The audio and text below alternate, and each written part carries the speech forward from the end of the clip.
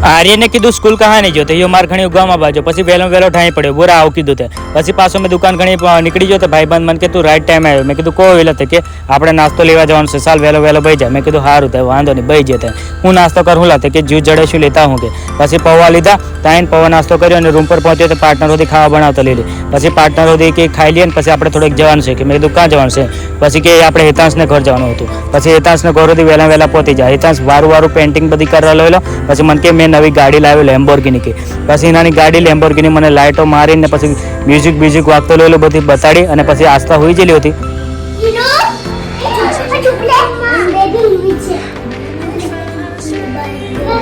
આસ્થાન રમાડવા લાગ્યા પછી મને કે ગણપતિ જોવા આપણે જઈએ કે ગણપતિ બતાય મને